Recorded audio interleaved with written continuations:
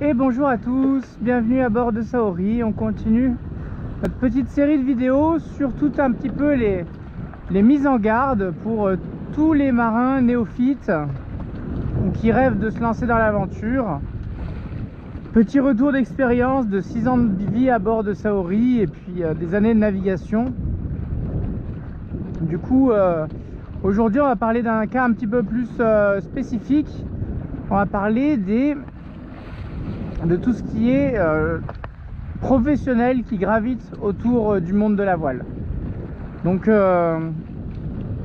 notamment tout ce qui se trouve dans les chantiers, les magasins d'accastillage, chantiers navals, voilerie, sellerie, motoristes, qui on oublie les gréeurs. Voilà, je pense que c'est à peu près tout, hein. C'est à peu près tout. Électricien, électronicien.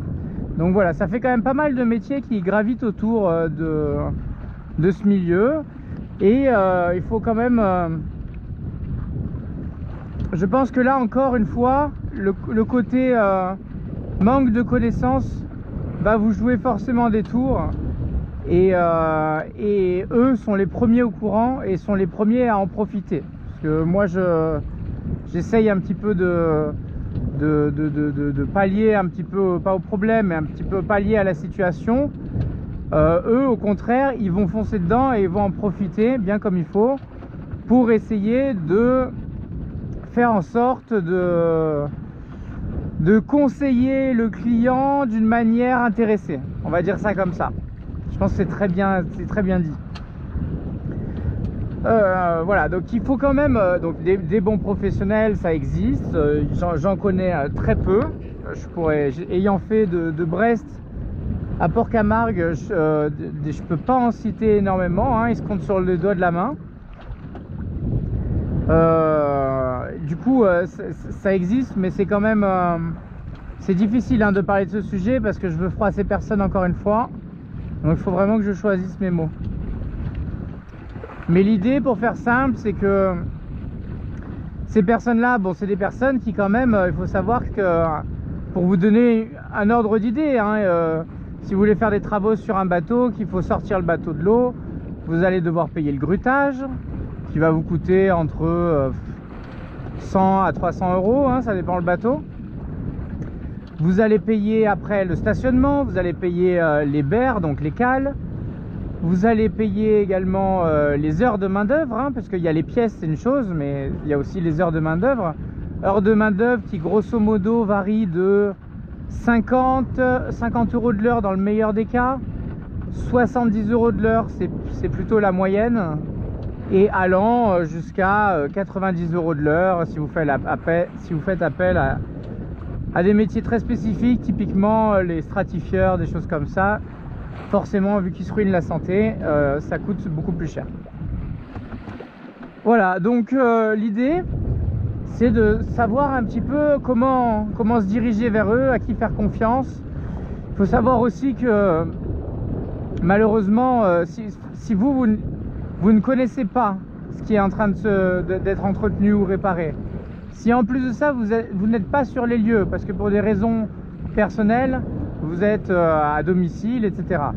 Si en plus de ça, donc vous n'avez pas un œil sur ce qui est fait, dites-vous qu'après, malheureusement, il est très facile pour n'importe quel chantier ou même n'importe quelle personne en privé ou qui que ce soit de mettre un joli coup d'anti-fouling et de tout masquer pour tout ce qui est extérieur pour les œuvres vives. À l'intérieur, il suffit de mettre un coup de damboline. Je peux vous assurer que ce produit, je vous le montrerai par la suite, mais il peut tout recouvrir sans souci, que ce soit la rouille, le verre de gris.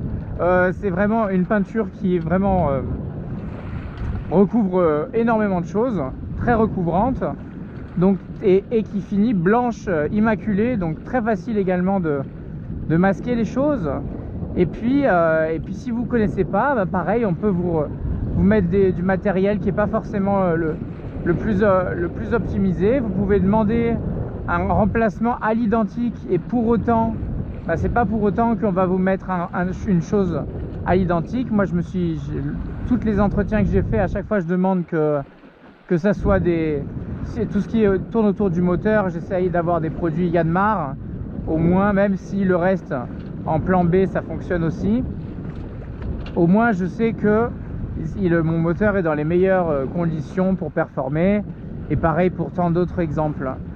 Donc il faut bien comprendre que si à chaque fois vous ne savez pas ce qui est fait et on vous dit c'est bon ça marche, bah des fois il y a des choses, je peux vous assurer que vous préférez pas être là des fois, hein. Et puis au final c'est peut-être mieux d'être là malgré tout pour voir ce qui est fait, parce que tous travaux ne sont pas faits forcément dans les règles de l'art, voilà, pour expliquer.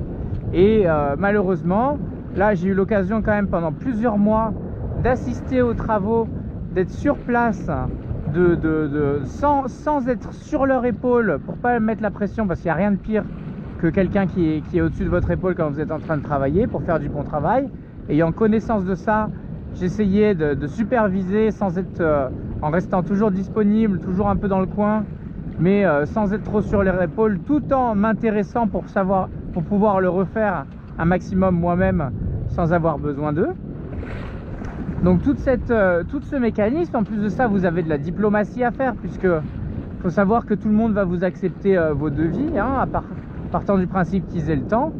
On va vous accepter tous les devis du monde avec acompte et compagnie. Et puis à la fin, vous allez vous rendre compte que si vous n'êtes pas là pour faire de la diplomatie entre le grutier, le gréeur, le dématage, le rematage, le motoriste, le ci, le ça, vous vous rendez bien compte que entre eux, ils ne vont pas s'entendre entre eux, hein, parce qu'ils ont tellement de clients en commun, etc., que s'ils devaient à chaque fois s'entendre pour des clients, ça serait longtemps qu'ils se seraient mis tapés dessus. Donc pour éviter de se taper dessus entre voisins professionnels, eh ben, c'est au propriétaire du coup de faire la démarche, de tout organiser, de faire un planning de ministre pour que tel truc soit fait à telle heure, tel truc, ah mais il faut décaler parce qu'un tel chantier a pris du retard, etc. Je l'ai comparé vraiment avec, vous faites construire une maison ou entretenir une maison, vous avez l'électricien, le carreleur, le plombier, la charpente, etc. Et tous, personne se contacte les uns les autres, et donc c'est à vous de devoir gérer la situation pour que le carreleur ne travaille pas avant les saignées du plombier ou de l'électricien, quoi. Enfin, on en est à peu près, alors qu'ils travaillent tous à 10 mètres les uns des autres. Quand vous leur demandez au début, avant de signer les acomptes, vous leur demandez mais voilà, je vais faire ça chez un tel également. C'est pas des concurrents, hein, c'est des métiers complémentaires. Ah bah oui, on les connaît bien, etc. Il n'y a pas de souci, on verra avec eux, etc. Mais au final, vous verrez qu'il n'y a rien de tout cela. Donc il faut quand même se méfier. Méfiance toute particulière aux grands ports. J'ai remarqué d'expérience personnelle, hein, que les grands ports, notamment La Rochelle et Port-Camargue, qui se veulent plus grands ports d'Europe, etc., c'est écrit en gros dans leur dos. Déjà, il n'y a pas de place, donc c'est déjà assez particulier qu'un port aussi grand soit complet, rempli de bateaux fantômes. Mais bon, ça c'est encore une autre histoire. Du coup, vous avez les mêmes soucis de place, etc., que vous avez dans des petits ports. C'est autant galère. Mais au-delà de ça, vous vous dites, moi j'ai encore fait l'erreur une deuxième fois. Première fois c'était à La Rochelle, deuxième fois rebelote. Je me dis que pour entretenir Saori, j'avais de grands projets pour Saori, grande destination, avec des endroits où je parle pas forcément la langue, ou avec des endroits où c'est forcément plus compliqué de négocier. Du coup, je me suis dit, intelligent, je vais profiter de l'hiver pour entretenir mon voilier en France. Et au moins, je pourrais négocier en français, ce sera plus simple pour me faire comprendre. Et du coup, après les péripéties, j'ai choisi Port-Camargue comme port de destination parce que, forcément, étant le plus grand port d'Europe, et ben forcément, il y a énormément de professionnels qui gravitent autour du port et vous avez tous les corps de métier qui sont au bout du ponton, quoi. Donc c'est très simple de faire affaire avec beaucoup de professionnels, quoi. Voilà. Après, méfiance, méfiez-vous. Moi j'ai eu beaucoup de surprises. L'idée ça va pas être de cracher sur un tel, mais soyez très prudents. Essayez avant même de faire remplacer une pièce, essayez de comprendre ce que c'est, à quoi ça sert, etc. Là pour le coup internet est très pratique, que ce soit des tutos, des sites, etc. Juste le fait de voir la pièce démontée, le fait de comprendre les petites vidéos tuto YouTube, que ce soit les miennes ou un autre, hein, c'est très pratique et ça permet de bien comprendre ce qui doit être fait et de comprendre en amont et de ne pas vous faire berner par des professionnels qui voudraient un petit peu profiter de la situation, du fait que... Parce que déjà ils essayent avec moi et que j'ai un petit peu d'expérience, alors j'imagine même pas avec les gens qui sont sans expérience, comme ça doit y aller franco quoi, sans problème quoi. Donc attention aux professionnels, c'est pas parce qu'ils sont professionnels, qu'ils sont certifiés, qu'ils jouent qu'ils ont leur assurance, enfin qu'ils jouent leur réputation en jeu, etc. Même légalement, etc. Vous inquiétez pas que eux, à partir du moment où ça tient, où qu'ils vont pas avoir de problème de plainte ou quoi que ce soit, après tant que c'est fait, c'est fait. En plus de ça, il faut pour leur décharge, il faut quand même parler du fait que les chantiers sont tous surchargés, que ce soit en hiver, en été, il n'y a même plus de saison favorable pour faire entretenir son voilier, tellement ils ont du boulot par-dessus la tête, tous autant qu'ils sont, et du coup, même les mauvais travaillent beaucoup en fait, parce que vous allez plus savoir différencier les bons des mauvais, puisque tout le monde travaille à fond, et tout le monde va vous dire ah mais oui mais je suis surchargé, j'ai plein de travail, etc. Donc qu'importe la saison hein, en plus malheureusement. Donc renseignez-vous bien, c'est pas simple, c'est pas évident de le faire à distance, hein. C'est bien aussi d'être sur place et de se rendre compte, même des fois quand on se rend compte sur place, on a encore des surprises. Donc méfiez-vous quand même d'une manière générale à pas tout prendre pour acquis. Voilà, j'ai eu myriade de bons conseils de professionnels, etc. Même dans les magasins d'accastillage, les gens sont très souvent de bons conseils. C'est pas forcément intéressé. Du coup, il y a aussi des gens qui font leur métier avec passion, enfin en tout cas avec brio, on va dire, parce qu'avec passion c'est encore autre chose. Mais il y en a certains aussi qui sont très peu marins dans la réalité des choses. Quand vous creusez un petit peu, vous vous rendez compte que leur parcours de vie est très éloigné de la mer, très éloigné des choses de la mer, que ce soit l'environnement, que ce soit le respect des bateaux, que ce soit l'engagement que nous on peut avoir dans un bateau, etc. Et vont juste penser à faire du chiffre, à faire du volume, à prendre un maximum, à prendre plus qu'ils ne peuvent délivrer. Et du coup on se retrouve avec des chantiers qui doivent avoir 5 bateaux différents dans la journée, et c'est pas possible. Dans un bateau, on peut dire que dans un temps idéal, telle tâche va prendre 2-3 heures, mais dans la réalité des choses, ça va prendre 4, 5, parce qu'il y a toujours des complications, il y a toujours le moment du remontage, etc. etc. Et du coup, bah, ils vont grappiller sur quoi? Ils vont grappiller sur le nettoyage, donc il n'y a rien, ils repartent, tout est dégueulasse, tout est crade et tout. Enfin, j'ai vraiment vu des choses où il n'y a aucun affect pour les bateaux. Alors bon, ça c'est beaucoup en demandé, hein. On ne demande pas non plus qu'ils puissent prendre d'affect et de passion pour chaque bateau. On comprend que pour eux, ça soit comme un médecin chirurgien qui pour lui, bon bah un corps humain, il faut que ça soit... faut qu'il perde un petit peu ce côté passionnel, parce que sinon il ne peut pas travailler dans de bonnes conditions. Bon là, disons que c'est à peu près la même chose. Allez, admettons. Mais quand même, là, il y a quand même une nuance, il y a beaucoup de nuances entre les deux. Et malheureusement, étant débordés, étant sur 5 chantiers à la fois, eh ben, ils vont rusher le travail, ils vont bâcler un petit peu, enfin pas bâcler, mais ils vont faire au plus vite. Et voilà. Et moi qui avais pris le temps, qui avait pris des mois devant moi exprès pour que les mecs prennent le temps de bien écouter, de bien entretenir, de bien finir le travail, etc., de bien faire les choses, bah, j'ai eu beaucoup de surprises, beaucoup de déboires à devoir un petit peu négocier pour que le travail soit bien fait dans les règles de l'art. Et si j'avais été 5 ans en arrière, bah, je me serais fait avoir. Et du coup, c'est pour ça aussi que je vous dis un petit peu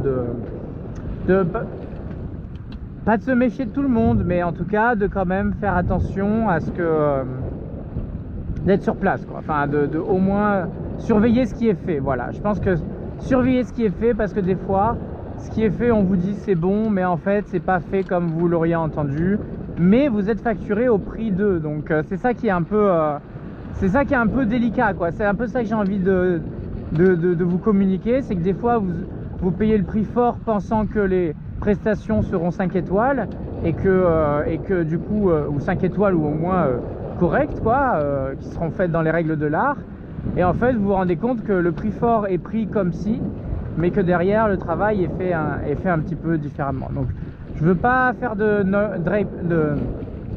name dropping ou de dire tel ou tel, un tel, c'est pas l'idée.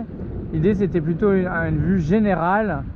Je pense que nombreux, hein, moi quand je venais dans le chantier, je venais pour me plaindre, mais je faisais la queue parce qu'il y avait 2 autres personnes avant qui venaient se plaindre pour 2 autres trucs complètement aberrants, etc., où on les avait fait laisser traîner, poireauter, délai de livraison pas respecté, où au final ça fait plan B, plan D, plan X, plan Z, tellement ils sont dans le jus, et que au final, vous qui prenez du temps pour faire les choses correctement, bah au final vous allez voir que tout le temps de marge qu'ils vont avoir, et bah, il va être employé pour traiter d'autres bateaux, pour prendre de l'argent sur d'autres commandes, et votre bateau, et bah, il va être traité en rapide, en rusher rapidement, comme tous les autres, et du coup ça sera bâclé comme tous les autres. Voilà. Écoutez, je finis également sur une dernière chose, c'est au niveau aussi des vendeurs.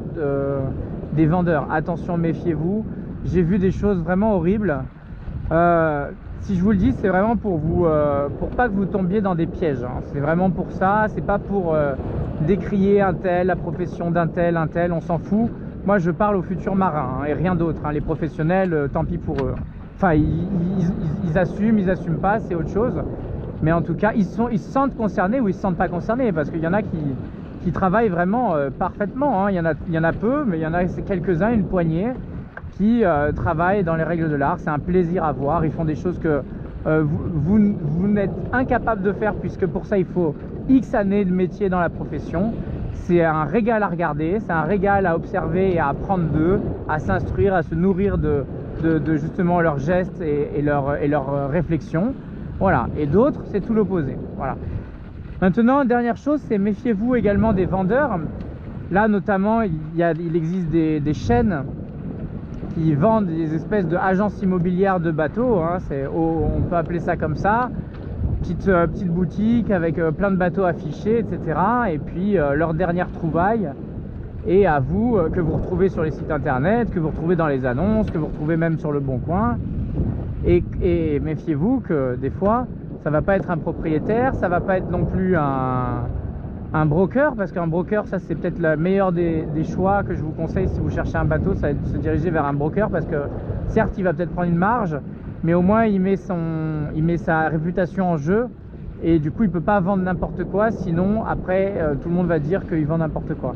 Alors que ces agences là, elles sont dans le volume, elles sont, vous connaissez, hein, c'est le cas dans plein de métiers différents. L'important c'est pas le client, c'est pas de le garder, c'est pas qu'il soit bien servi.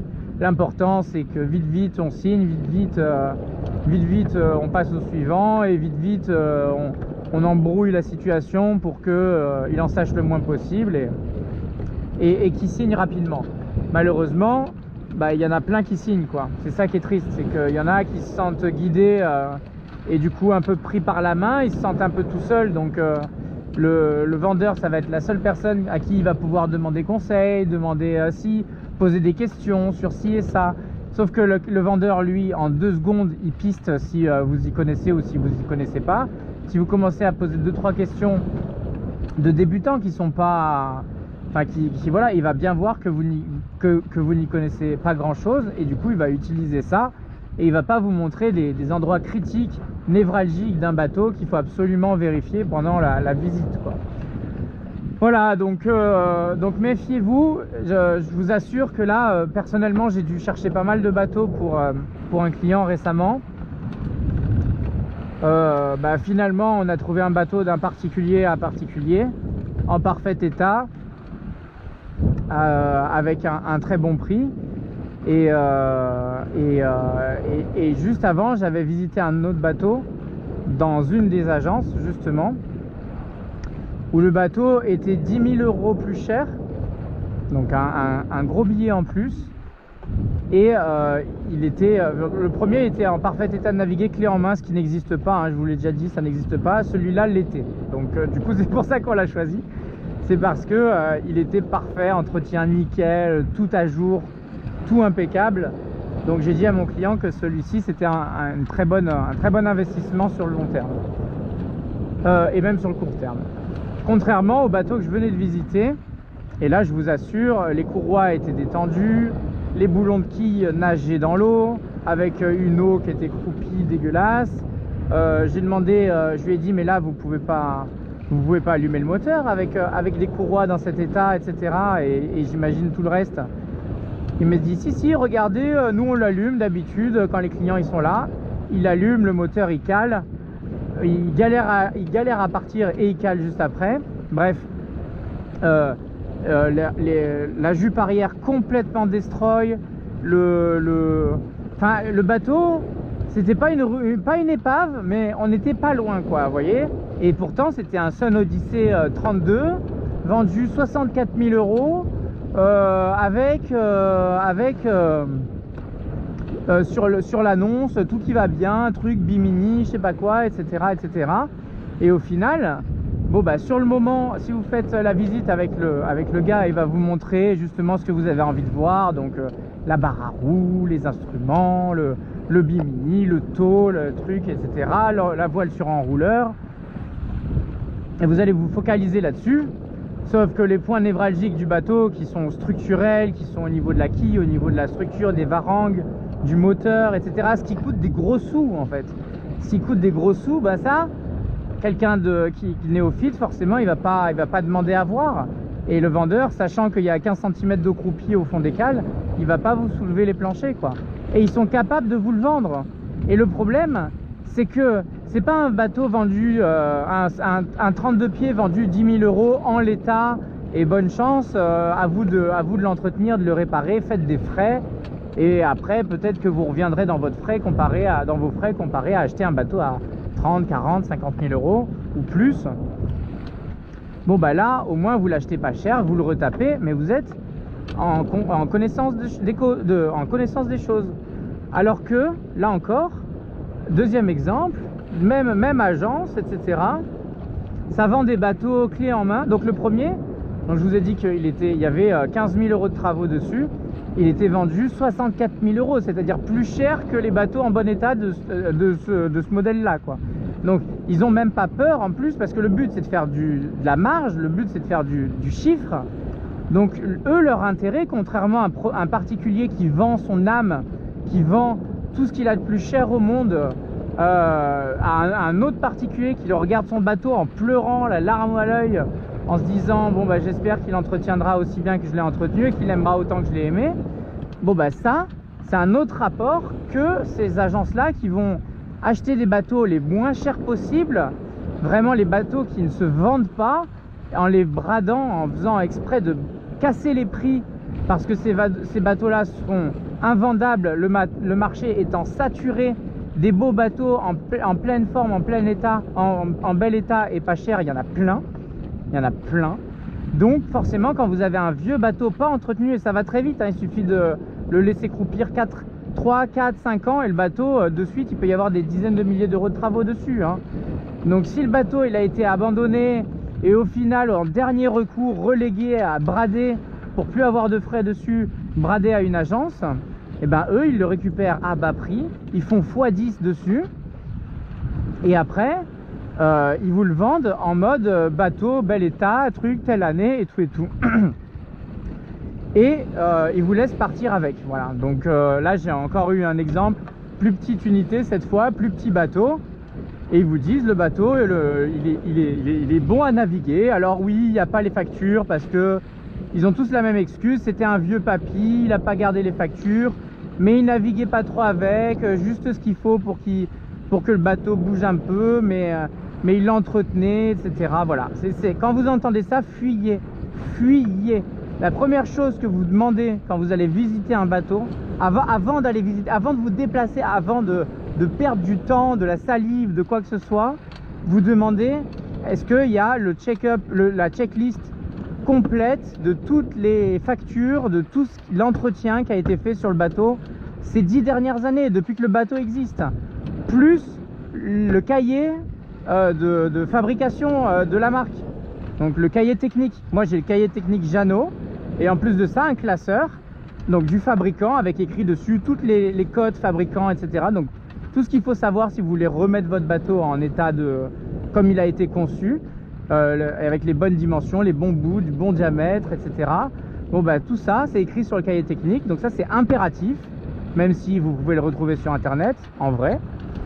Et après surtout toutes les factures d'entretien qui ont été faites, parce que je vous assure que quand vous payez des factures d'entretien, vu le prix que ça coûte, vous les conservez précieusement.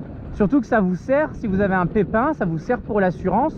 Donc vous inquiétez pas qu'un marin consciencieux, il a forcément toutes ses factures les unes après les autres classées pour pouvoir prouver à l'assurance s'il y a besoin, ou pour pouvoir se rappeler de quand il a fait la dernière entretien, etc. Quelle peinture il avait mis, quand c'est qu'il avait changé le presse-étoupe la dernière fois. Voilà, au bout de 5 ans, on se rappelle plus exactement quand on l'a fait. Les choses passent, la vie passe et on oublie.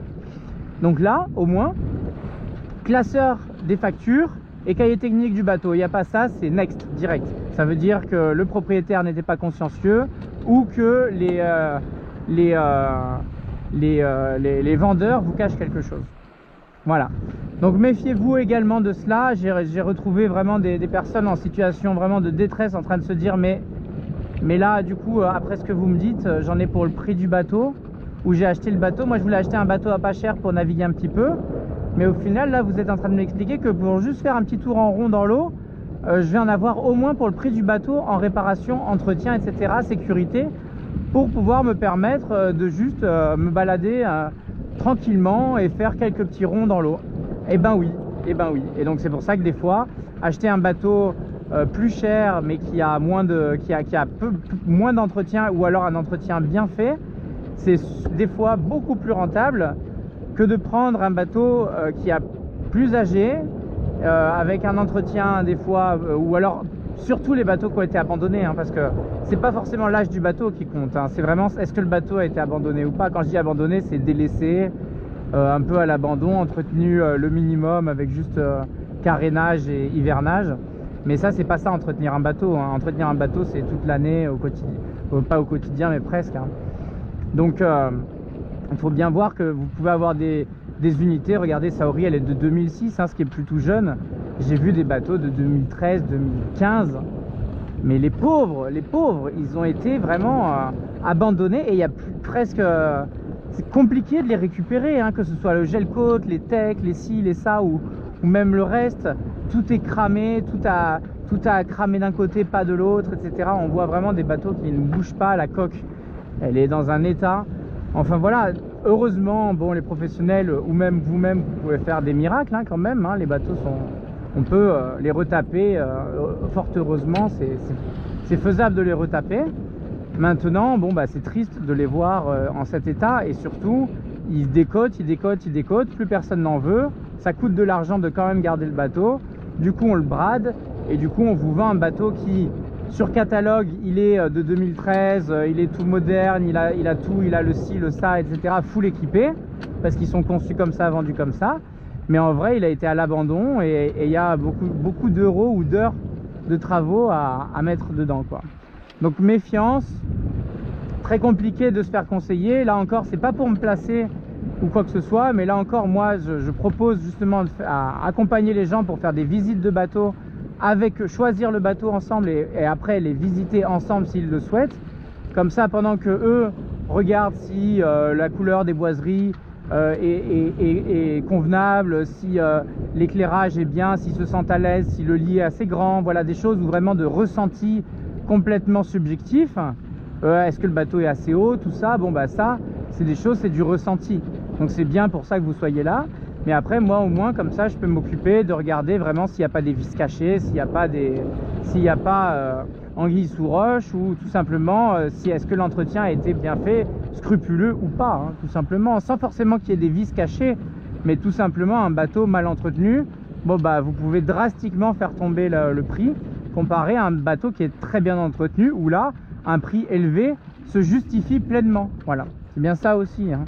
Il faut pas Des bateaux qui sont bien équipés certes, mais surtout entretenus, ça vaut cher. Ça vaut cher. Parce que justement, ça a coûté énormément à la personne d'année en année à entretenir le bateau. Voilà. Bon, écoutez, je vous laisse avant qu'il n'y ait plus de batterie. Je vous embrasse. Je sais pas si cela a conclu. Attendez, je vais regarder combien j'ai de batterie. 13%, ça va. Bon, écoutez, on va conclure là-dessus. Je sais pas si j'aurai d'autres vidéos dans la foulée comme ça, d'autres idées à vous partager. Je pense qu'on a déjà bien parlé au final. Encore une fois, je suis obligé un petit peu là, enfin je m'oblige à un petit peu outrepasser le côté on fait pas de vagues sur internet, discours lisse où on essaye de froisser personne, etc. Là pour le coup je me suis un petit peu engagé dans mes propos.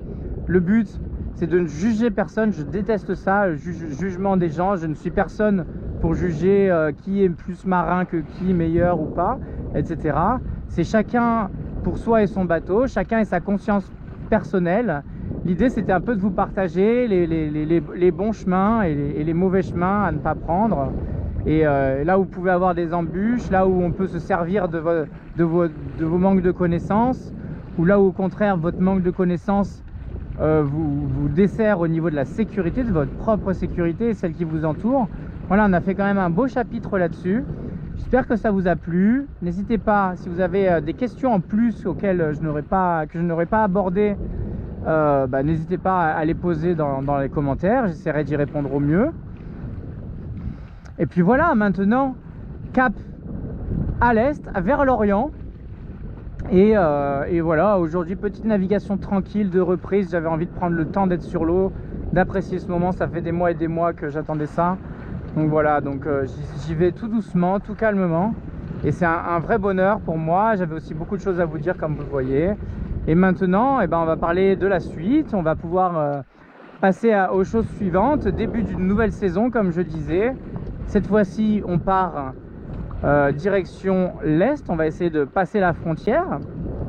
On va voir ce qu'il en est. Pour l'instant, on va y aller pas à pas. On a déjà tout PACA à traverser. Là, on vient à peine de rentrer dans Provence-Alpes-Côte d'Azur. On passe le Petit Rhône. Donc, on traverse toute la Camargue. Après la Provence, après le pays niçois, etc. Tout ce qui est aussi l'Estérel. Enfin, il y a plein de belles choses qui nous attendent. Plein de beaux endroits. Tout cela, c'est pour la suite des événements. J'ai aussi beaucoup de choses à vous raconter. Vous présenter un petit peu toutes les optimisations à bord de Saori. Vous allez voir qu'elles sont nombreuses et qu'elles ont un sens, que je les ai faites au bout de 6 ans pour des raisons précises. C'est parce que je sais que je vais garder Saori pendant encore 10 ans minimum, si ce n'est plus. Enfin, en tout cas, je me vois rester sur ce bateau-là pendant encore un long bout de vie. Donc ça va mériter ces investissements-là, des investissements réfléchis qui vont me permettre de partir toujours plus loin, toujours plus en sécurité et toujours en essayant d'optimiser les choses pour un maximum de pérennité dans le projet. Voilà, le but c'est vraiment d'arriver à mêler sécurité et humilité pour arriver à justement continuer le plus loin possible. Et j'ai de longs projets pour cet Olivier. Donc voilà, j'espère qu'il tiendra jusque là. Je sais pas la taille qu'il aura quand on y sera parce que ce sera pas c'est pas pour demain. Mais j'ai de longs projets pour ça. Voilà, j'évite trop de vous en parler pour l'instant en attendant que tout se concrétise. Pour l'instant, pas à pas, direction l'Est. On va aller jusqu'à Nice et puis après on verra la suite. Voilà, je vous embrasse. Je vous souhaite sur ce une magnifique fin de journée et n'hésitez pas à regarder un petit peu tout ce bonheur qui s'offre à qui le veut, à qui se donne un petit peu les moyens aussi de le faire. Voilà, c'est pas juste un chèque qui vous permet de partir en mer, qu'il soit gros, qu'il soit petit. C'est vraiment aussi toute une démarche et toute une responsabilité à avoir, et je vous encourage à vous nourrir de mes mots et à prendre aussi un maximum de notes sur tout ce que j'ai pu dire pour essayer de pallier à tout cela. Et je vous encourage à suivre la bonne voie parce qu'elle est merveilleuse, elle est pleine de belles choses, elle est pleine de beaux moments de partage avec que ce soit l'humain ou la nature ou son bateau. il y a plein de magnifiques moments de partage, des moments d'émerveillement également, et tout ceci, ben, si vous en avez l'envie, hein, on parle beaucoup de courage, mais au final, du courage, il n'y en a pas besoin d'énormément, il y a surtout besoin de passion, de volonté, de respect, et si vous faites les choses pas à pas,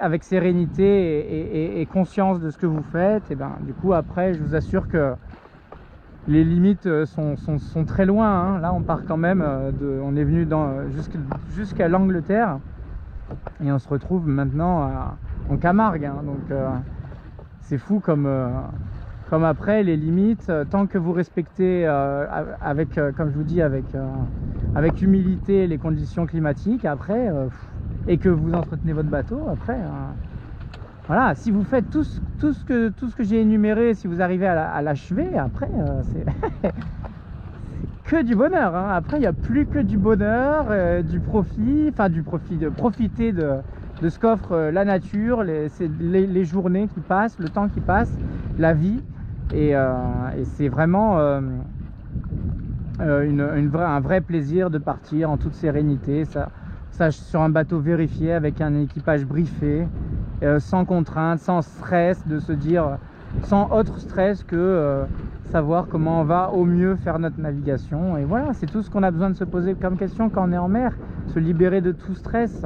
On laisse tout le stress de terrien à terre, justement, c'est pour ça qu'on part en mer, hein. C'est pour oublier un peu tous nos soucis à terre. Bon bah c'est pas pour s'en rajouter avec le bateau, en ayant un bateau qui soit mal entretenu, etc., dans lequel on a des doutes. Vous devez avoir aucun doute dans votre bateau.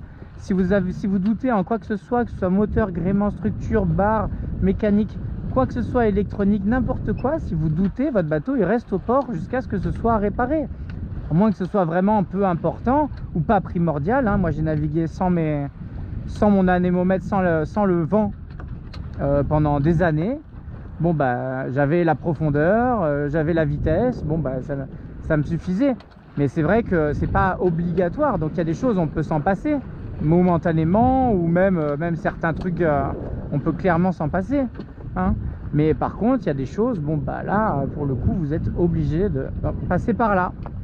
Voilà, je vous embrasse, j'espère que tout ça aura des bons retours et que ça vous aura plu, même si je me suis souvent répété, c'était aussi volontaire, c'était dans le but de vraiment ancrer mes propos, ancrer une petite graine dans l'esprit de tout le monde sur tout ce que les gens ignorent, c'est-à-dire la responsabilité de ce qu'entraîne le choix d'acheter un voilier. Voilà, d'acheter un bateau en soi.